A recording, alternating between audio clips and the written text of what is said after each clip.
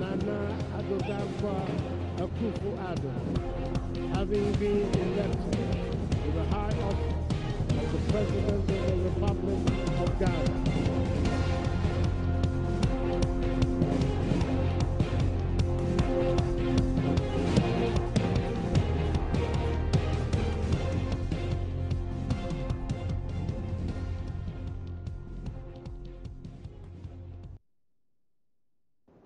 Well, good afternoon, and you're hoping to see Marketplace, but today is our special coverage of the 100 days of this particular administration. But what is it about 100 days that when any government takes over the economy in the country, everybody wants to do an assessment to see how they're going to fare for the next of that first term or even for that year? Well, at Joy Business today, we are doing our own boy version of this whole 100 days. How has this government fared when it comes to the economy? Have they done well, or there are still some challenges? Well, I'll be doing this, I'll not be doing this alone, because Toma Emery is going to join me. He is the managing director or managing editor of Economy Times, and also be joining us will be Dr. Said Boachi. He is with the Institute of Fiscal Studies and also the chief executive of Private Enterprise Federation, and also some other stakeholders in the economy who actually things matter to them. Has this government taken steps to give you some confidence when it comes to managing the economy? Are things that good? Are they getting off on a right note, or maybe things might be that bad? This is our coverage of 100 days in office here at Joy Business, and also we're bringing you all the analysis and what have you here on Joy Business and also on Multi TV. So this is our coverage of the 100 days in office, and let's start straight with Toma Emery. He is the managing editor of the Business Times and been managing a lot of business papers and all those things. And what he has to say about this. Quickly, Toma, let me get your views. For you, why has it become so critical when it comes to 100 days of a certain government? I mean, in US, in UK, and even in Ghana, it's the biggest thing in trying to assess the ruling government. But I think 100 days, I think the reason why it has so much prominence is that 100 days is enough time to give you an indication of the direction a government wants to take. In the case of this particular government, you know, there was been before the government assumed power, there was a lot of worry about whether the government could combine fiscal consolidation and economic stimulus. And the 100 days, I think people are taking as enough time to see whether the government is going to be able to keep to its word in actually trying to pursue these two objectives, which are in many ways conflicting at the same time. You know. Apart from that, it just boils down to 100 is a round figure. But for many people, have you seen these government taking that critical step that could convince you that, okay, they have gotten it right with respect to the management of the economy? Well, I know you have your own views on this one. In this case, I have to confess to my own shortcomings. If you had asked me this question at the end of March, I would have told you that they are getting it wrong in a very, very fundamental issue. Now, they have corrected me, and I've seen. Maybe has it got to do with the Ghana cedi or what? Because when I engage a lot of businesses, even though they might have issues with Delta Force about the signals that it was sent to investors and all those things. Well, that's a very bad signal. Their major concern is about how the cedi is faring and is going to fare. Yeah, it largely has to do with the cedi. You see, my worry initially was that the economic stimulus policies they have come up with did not take enough cognizance of the importance of cedi stability. So you had a situation where they were coming up with policies that would accelerate growth, but at the cost of the cedi stability. Okay, that was my initial concern. All right. However, since the issuance of those 10 and 15-year bonds, it has answered a lot of questions for me about the overall game plan. And I must admit that Ken Offerata has played a very smart one. He's done it's a very, very smart strategy he's applying. As I said 2 weeks ago, you asked me, I'd have said no, but now I'm beginning to see it the other way. Basically, the game plan is yes, they do realize that the economic stimulus plans will put pressure on the cedi. So what Ken has done is simply to resort to, and the other worry I had also related to the city was that when you look at the budget, the financing of the deficit is basically domestic, not foreign, which means much less foreign exchange inflows than when you're doing something like but some people too might argue that yes, it's good not to do too much of foreign debt, but when you borrow locally, you are also competing in private sector for the limited credit. That was until the recent 15-year bond that they issued. That was a big worry I had because, but you see, why I say he has played his part is this: yes, his domestic debt, but only in name. 80% of those monies came from abroad. So it has solved the problem of crowding out the private sector. It has solved the problem of getting foreign exchange inflows at the same time, but without incurring foreign exchange risk on the government. The investors are taking the foreign exchange risk.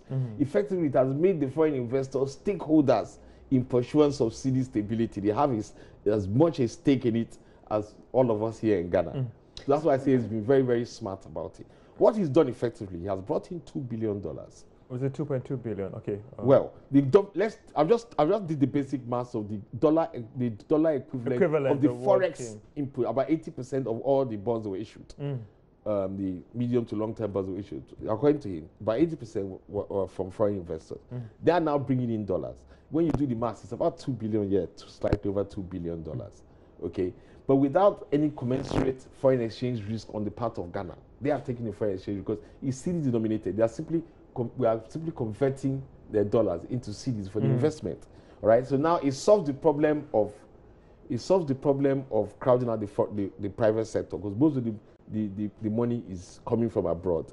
It solves the problem of not having foreign exchange because since the money is coming from abroad, it's actually foreign exchange that is coming in. But at the same time, we're not having the foreign exchange risk.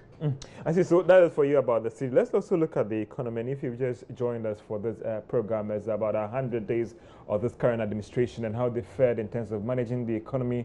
What about the Ghana city? What about the cost of credit? Are you convinced that this administration is actually going to implement measures that indeed would stabilize the economy? Some people will talk about the IMF program as well.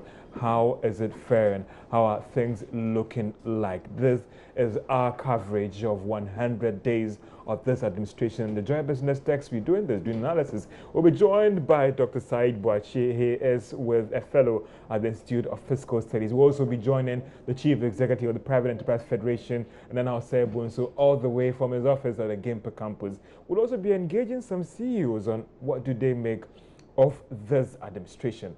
100 days, are they convinced by policy measures of this government, or they think that there are still some problems that they believe that indeed we didn't see that expansion, we didn't see interest rates actually come, okay, well, that will come down and all those. But we've also been engaging the former Deputy Minister of Finance, Kasil Atuforsen, about his assessment of this government in the first 100 days.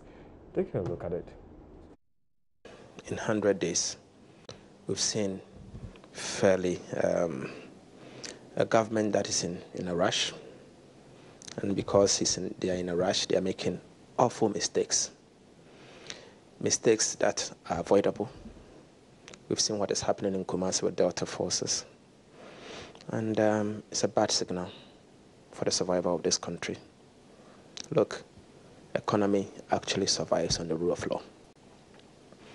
If businesses are coming to your country and the rule of law doesn't exist, there's no economy.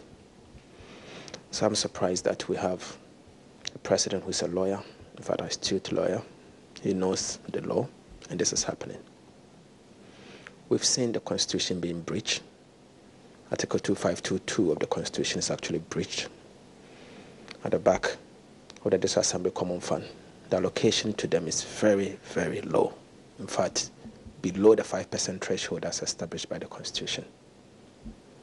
Again, we've seen them saying that instead of them grandfathering the agreement that Parliament has given, so going forward, additional ones will not go through the same requirement. They are saying that they are going to revoke it illegally.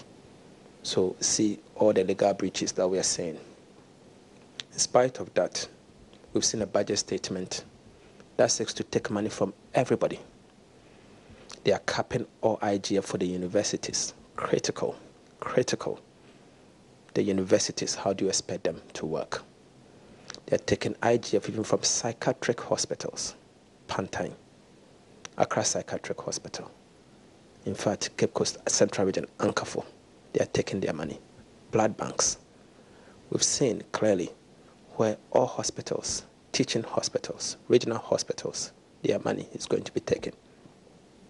Yes, we've heard them talk about their flagship project, one district, one factory. We heard them talk about one village, one dam.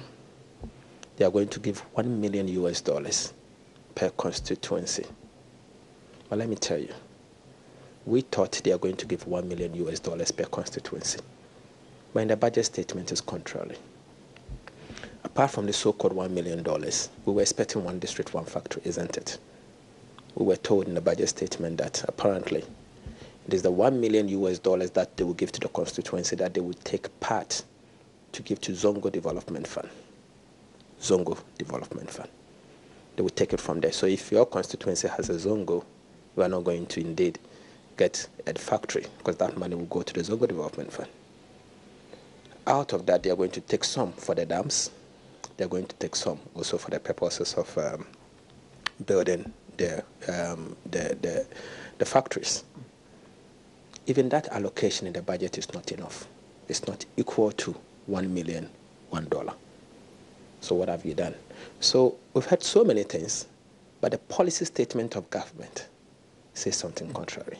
Let's look at the broader economy. I mean, some would say that aren't they taking some steps? Maybe the approach might be different than the approach you have issues with, but at the end of the day, it's about getting the results that you think that could get the results on the broader economy, some would say. It's too early. From what I've seen so far, the policies they've taken in the budget statement, if that is what they are going to implement, obviously that's what they are going to implement, then we are in for deeper economic difficulty. Deeper economic difficulty. Why are you saying that? I mean, debt will balloon. Simple. The borrowing is too much. The deficit will not be achieved. The borrowing has gotten to rocket high levels. In fact, to a level that is not sustainable. $3 billion equivalent Ghana cedi times in 100 days. Too much. The realignment of expenditure is a disaster looming, about to explode. I, Nana Addo Akufo-Addo, having been elected to the high office of the President of the Republic of Ghana,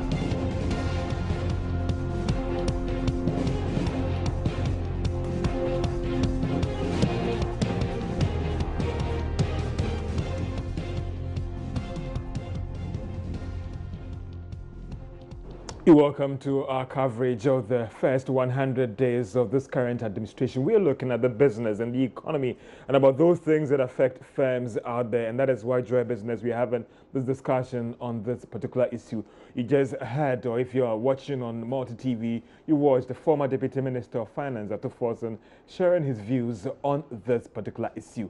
You can also join us in this discussion via various social media platforms. Share your views. As a businessman, are you convinced by what this administration has done, or are there indeed some challenges? Joining me in the studio is Toma Emire. He is managing editor of the Business Times. Dr. Said Boakye, he is a fellow at the Institute of Fiscal Studies, joining me in the studio here. And very soon we'll be joining the Chief Executive of the Private Enterprise Federation, Nana Osei-Bonsu, all the way live from his office of the Game Park campus in this discussion. This is our coverage of first 100 days of this particular administration. How have they fared in terms of managing the economy? And what about the Ghana cedi? Are you convinced or not, or there are still problems? What about cost of credit? Let me go over to Dr. Said Boakye. He's a fellow at the Institute of Fiscal Studies. Doc, welcome for this discussion. Let's look at the economy. I mean, first almost reaching 100 days. Are you convinced by what they're doing to try and stabilize things? First of all, before I talk about what has taken place over the past 100 days, let me let viewers understand that the economy is in a very bad shape. The fiscal position of the country is still quite dire. Government finances are very poor in the sense that revenues are woefully inadequate. They are far below government normal spending. For that matter, the government has to rely on borrowing to be able to even run the country. So the country fiscal position, financial position is very bad. Then when you look at the last 100 days, what has been done? First of all, 100 days is not long enough to be able to have You believe that it's not fair, a good time to do assessment a of thorough this analysis, administration? assessment of what has taken place. But signs, you can look at some of the signs. You know, the budget deficit, which was expected to decline to around 5.3% at the end of 2016, shot up to 8.7%. And it was highly unexpected in the sense that around November, people were still expecting that things were going to go normal. The fiscal consolidation process, you were all thinking that it was on track because you were being assured that it was on track. But then in 2 months' time, you realized that the fiscal position had been blown. So the government has to start from where the economy was when they came to power. And they put together a budget that is projecting the fiscal deficit to be around 6.5%.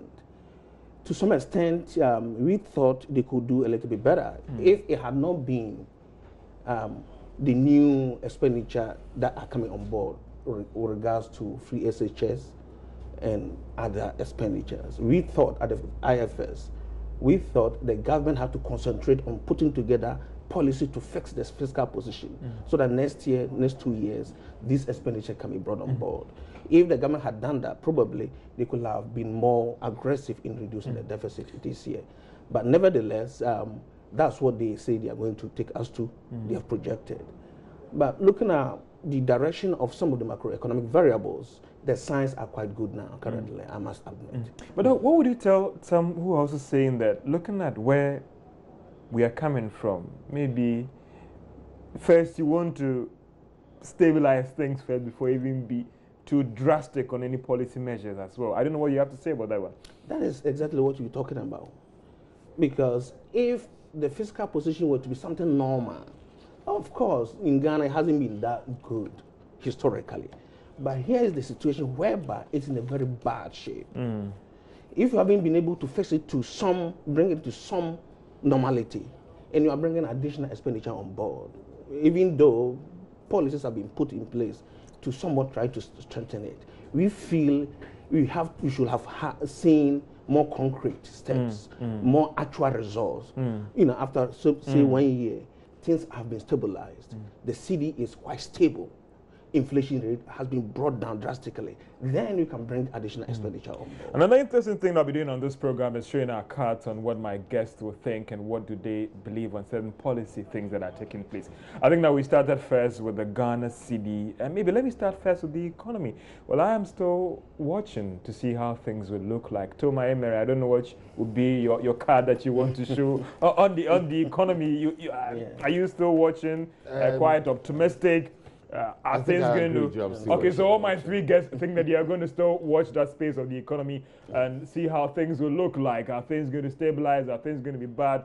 Or what? So for me, I'm still watching. Toma, are you still watching? Dr. Said Boachi, we're still watching the economy. Okay, so let's look at cost of credit as well. And in terms of the area of cost of credit and trying to send some signals to investors that this I know you want to say something on the economy first. So Toma, you can go ahead. I want to just portray exactly. You see, I totally agree with what Doc was saying 100%? About strategy. Yeah.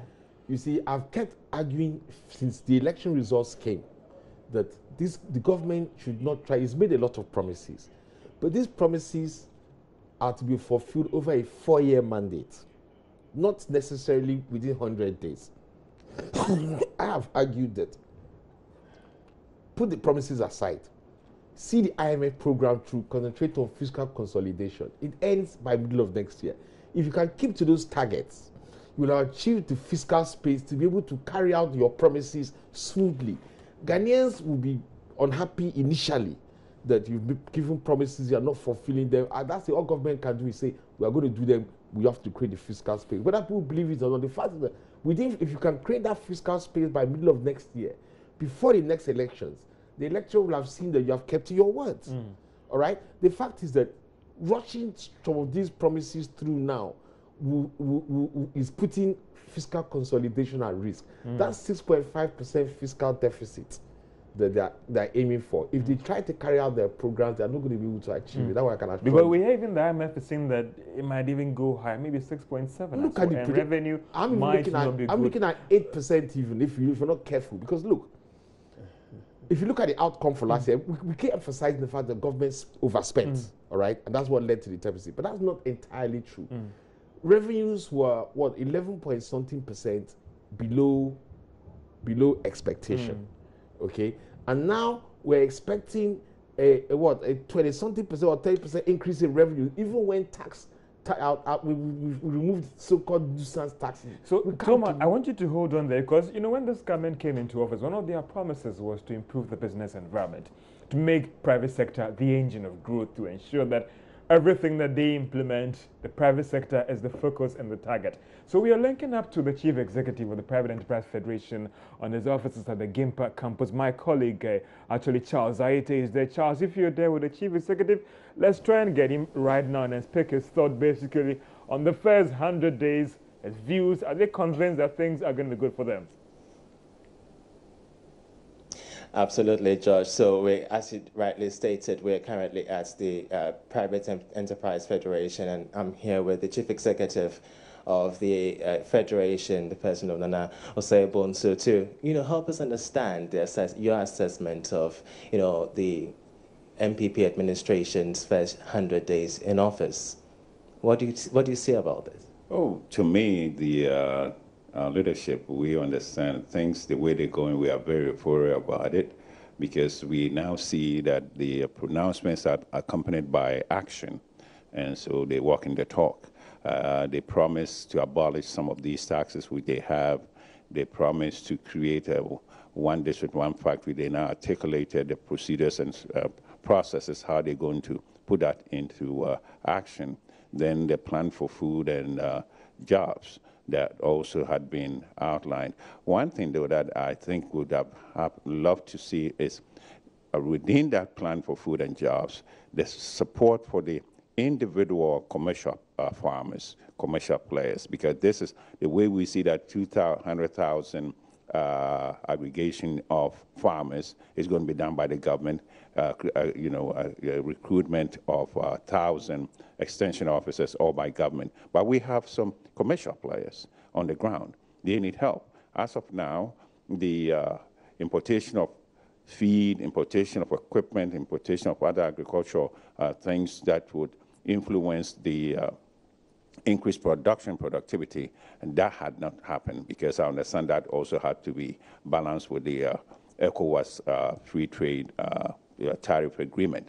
But we are very enthusiastic about the way things are going. We want to see some more of that. We also want to see, and the government had on the front of governance on corruption, which the private sector had complained bitterly. There was a meeting with the presidency, and he came with his full team and committed to every effort, every resource that would be necessary for all the players on the ground, the coalition of partners to be able to fight corruption with the government as a leader. So those are things that we are very, very euphoric about. But aside the optimism, of course, there remain specific concerns from business leaders, for that matter. We do know, of course, that the city is marginally appreciating, but we're still having issues related to the cost of doing business in Ghana, of which several business leaders have raised concerns about. You have been engaging with most of these, business leaders. What happens to be the key concerns that have been, channeled out to you in your various meetings? You see, the point that you raise, cost of doing business, it's not only on one item, the cost of credit, but because everybody is dependent on the credit, including the government itself.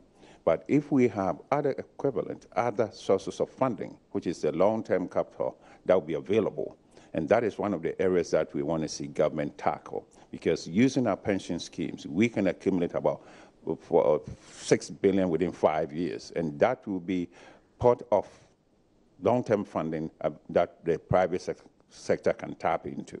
So the cost of doing business would be as a consequence of macroeconomic stability.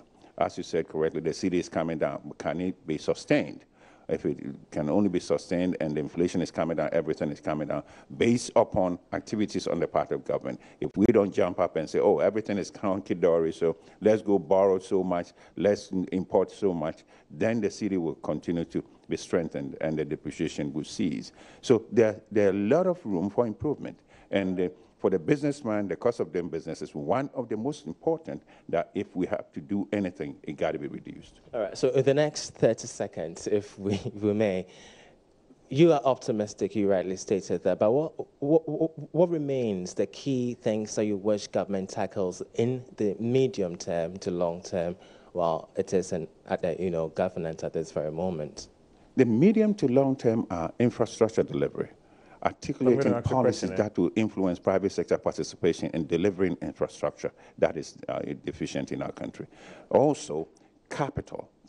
You cannot say enough. If you don't have money, you can do nothing. Okay, thank you very much. So Charles, that was the Chief Executive Officer of, okay. So Charles, I want you to ask Nana Sebon this question for me, that has it been more easier now for their members to convince their partners to bring in that capital for investment and expansion of their businesses, or it's still about sitting on the fence?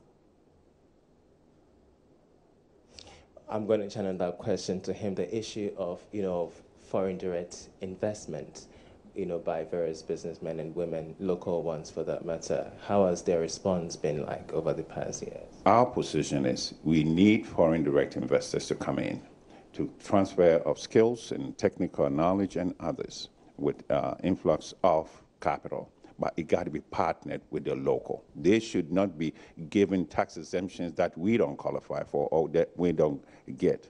And they should not come in and do solo. If they come in to do solo to find their own money to repatriate to them, that's no problem. But when they're looking for tax exemptions, they're looking for incentives on the part of government, which we pay, then we think there's something wrong. So we welcome foreign direct investments wholeheartedly, but it got to be in partnership with us, because there's only one economy. And they cannot sit on the sidelines whilst we sit on the other fence. It got to be a concerted effort of private sector, both local and domestic, foreign. All right, so key concerns from the Chief Executive Officer of the Private Enterprise Federation, Nanose Bonsu, right here at the Kimber Law School. George.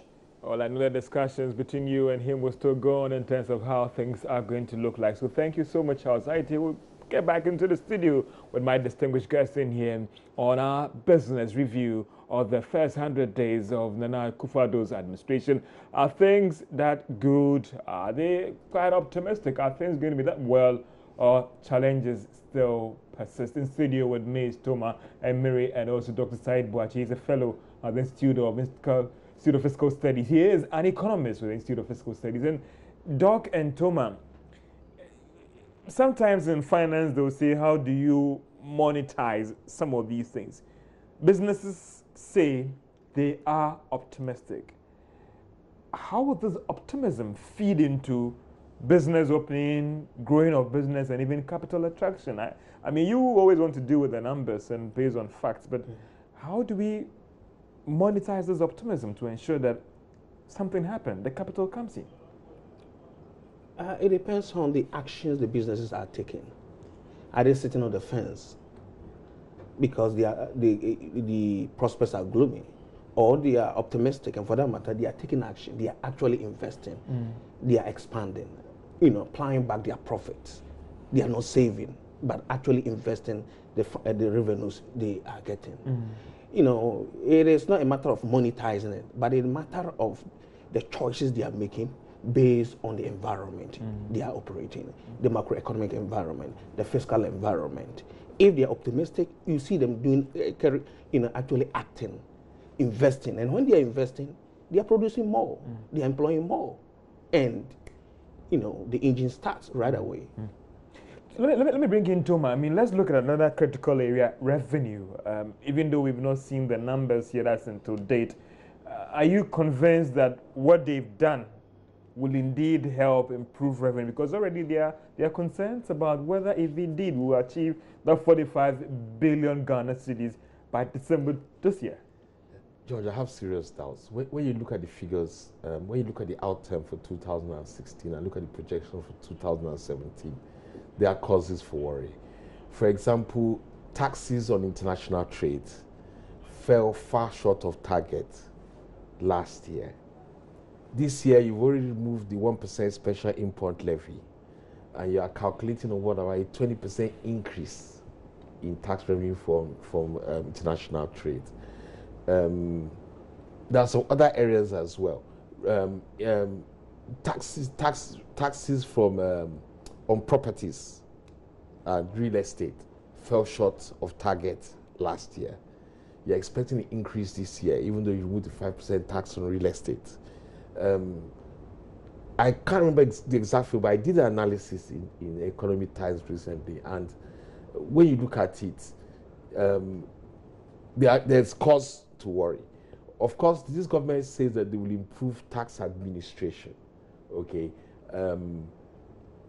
I've not yet seen the precise measures which are being taken that will actually improve. The GRA is talking about compliance, GPS systems, the ports of entry, monitoring, making it more easier for you as a business firm, Dr. Said. If he has any private firm outside the country, he would voluntarily go out there and then pay his taxes and all those things. But George, my worry is lowering the rates and all those things. We've been doing these things for some years now. The same thing over and over. Maybe it's not getting the result for us. Tax revenue. And we're assuming that lower taxes will translate into more. But isn't that the module? Let me come to Dr. Said Bouachi. I mean, the economics. I mean, various modules have shown that doesn't it often translate into more revenue, or it depends on the structure of the economy? It depends on where you are, the state. You know, there's something in taxation which is very common called the Laffer curve. It depends on what particular point you are.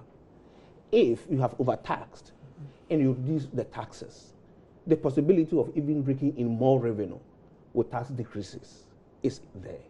But then if you are undertaxed and you reduce taxes, now, of course, definitely the taxes will go down. So it depends on the state where you are. It looks like for the past few years, the country has borne a lot of taxes. New taxes have come on board. And what are we seeing? There was a tax on, there's a condom as well. Yeah. What are you seeing? With all these new taxes, you don't see tax revenue performing like he's saying. Last year, tax revenue performed very poorly, even though taxes were increasing. So it should, teach us some lesson that the increases in taxes are not doing the job. So perhaps when you reverse it, and it did the job in the 2000s, up to 2004 in particular, taxes were reduced. Yeah. But then tax revenue increased at a very high pace.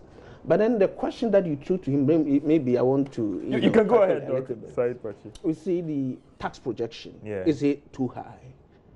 I would say it is quite high. The government has a lot of work to do, but it is doable.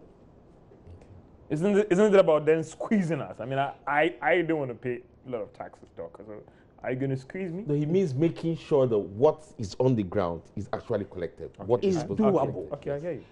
If you look at historical trend, especially in the 2000, I always say 2000, it is when they were in power and they have come back to power. There were instances that tax within 1 year, revenue increased by around 40%. But there are few instances. So there are connections. If the rates are low, people will be motivated to pay more. Yeah, but so it is possible. But then they got a lot of work to do, in a sense that they say they are going to increase efficiency in collection. Can they actually do that? They are going to widen the tax net. Can they actually do that? I heard that thing since I was young. Exactly. The net might be quite big. Governments over governments over government have made these promises. To what extent have they been able to achieve that? If they can do that, then it is doable, but they got a lot of work to do. Then it is possible to get it at 33%. But last year, the rate was very low. And it should also give us some hope. Because if you are able to increase by small margin, a little bit extra work that you do could push it up so large. So it is possible that they can achieve it, but they got a lot of work. A lot of work to do in the area of revenue, and this is our coverage of trying to look at how this government has fared in this first 100 days. And Monday, you have an opportunity to engage the Vice President on the first 100 days on the hashtag askbawumia. Do you think that they have done well in managing the economy, or you believe that there are still some problems? As a businessman, are you convinced that the cost of doing business going forward will be lower than you expect? Is it about the Ghana cedi? Is it more easier for you now to walk into a bank and get credit or secure credit or not? Well, this is what we have started already in this whole 100-day analysis here on Joy Business. And let's get back to our card. So let's look at revenue, what you are doing so far to work on revenue. I am still watching the space to see what will happen in the area. Watching.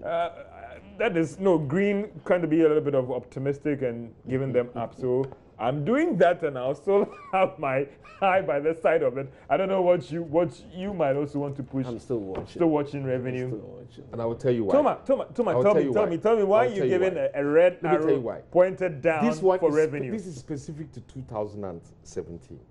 You see, the increase in revenues that's been expected is predicated not just on improved tax compliance and tax administration, but on a basic economic principle that when you reduce taxes, there'll be more investment, more economic activity, so you get lower tax rates, but larger volumes of business on which to apply those tax rates. Therefore, you get more taxes, which is true. In the 1980s, for example, it worked spectacularly under Ronald Reagan in America. But that's America. In 2000, as Doc pointed out, in 2000, it worked out. No, it worked here. Okay. However, it is not a one-year thing. You reduce taxes. Now, businessmen now say, okay, lower taxes, let's invest more. Fine. But increasing capacity, productive capacity through new investment takes time. It's not something that is done in 90 days. In fact, like in manufacturing industries, for example, you have to order new equipment, bring it in, install it, that and that and that. So a lowering of tax rates would eventually translate into higher tax revenues, but it takes quite some time. Now, the fact is, my worry is that do we have the fiscal space in 2017 to absorb that transmission lag? That is my worry. You understand? By 2018, 2019, the effects definitely would have taken place. The economics behind what they are planning to do would have kicked in. And yes, we will have higher tax revenues. But immediately to improve compliance, tax rates are low, and because of that, people will be more willing to pay. Tax evasion increases when the rate is so high. So all these things have also to be factored in. So my experience here is that people evade taxes not because of the tax rate, but because there are loopholes to be expected, no matter how low the rates are. As we try and draw the curtain down on this particular program, that is 100 days of this administration, the business, the economy, the city, investment issues, and all those things, let's look at externalities or even outside donors and investors and all those things. In terms of the outlook, and Doc, I mean, you also engage people outside there. Do you think that we've done enough so far, or we've demonstrated to private firms outside and the donors that they mean business, or there are still question marks on some things that they are doing in terms of the economy and the business environment? So far, if you want to sum it, it is they are also watching. Wow, exactly. Tom, I don't know what you have on your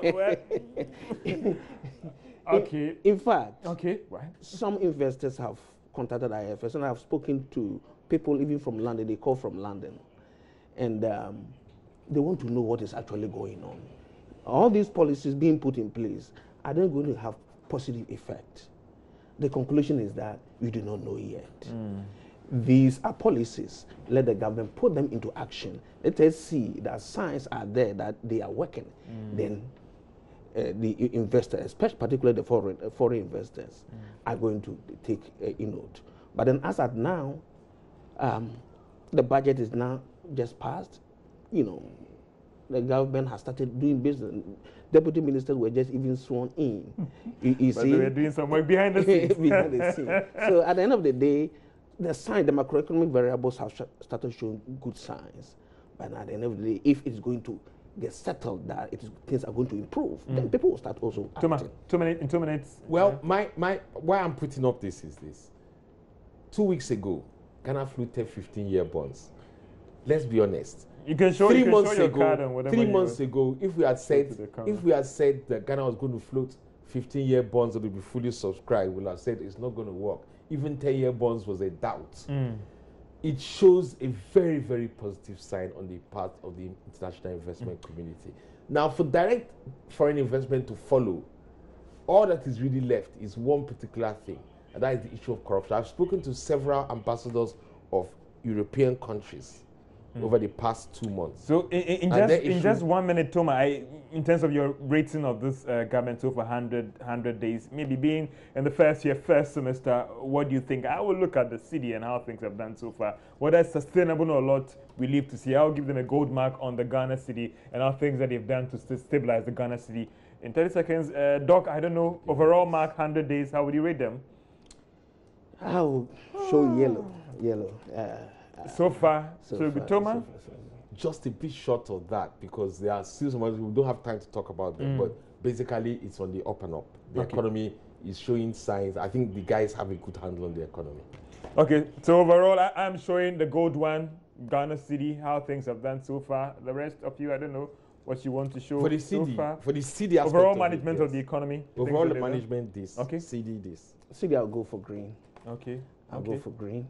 For the city, I'll go for green. Okay, so very soon we have to draw the curtain down on this program of trying to review how things have been done so far for the first 100 days in office. And remember, Joy News on Monday gives Ghanaians the opportunity to interact with the Vice President, Dr. Mahamudu Bawumia, on the national issues as Akufo-Addo's government marks 100 days in office.